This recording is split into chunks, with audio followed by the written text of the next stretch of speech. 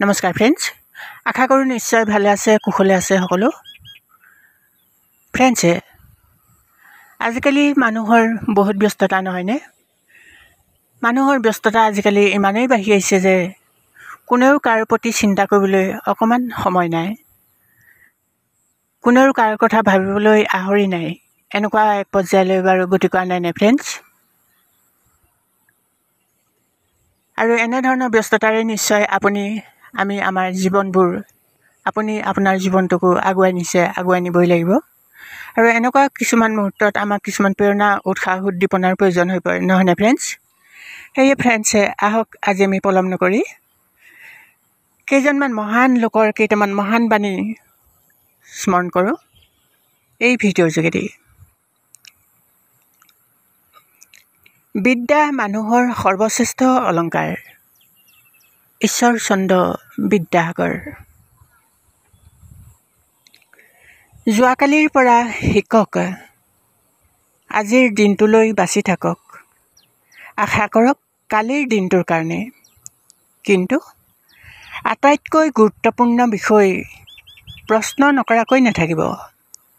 Albert Einstein.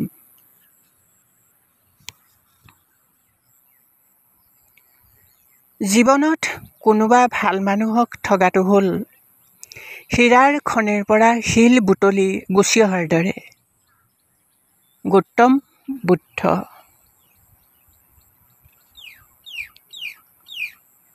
তুমি যদি আনৰ জীৱনত আশাৰ বন্তি জ্বলোৱা, তেন্তে সেই পোহৰে তোমাৰ অহা যোৱা পথকে আলোকিত কৰিব। গৌতম বুদ্ধ। মহৎ লোকসকল সকলো সময়তে বাধাৰ সন্মুখীন হয়, সংকীৰ্ণ চিন্তাৰ মানুহবোৰৰ পৰা।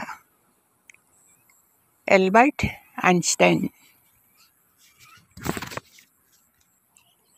বয়স হোৱাৰ লগে লগে সকলোৱে এই কথা উপলব্ধি কৰিব যে এজন মানুহৰ দুখন হাতৰ এখন হৈছে নিজৰ সহায়ৰ বাবে আৰু আনখন হৈছে আনৰ সহায়ৰ বাবে। আন্দ্ৰে হেপবাৰ্ণ।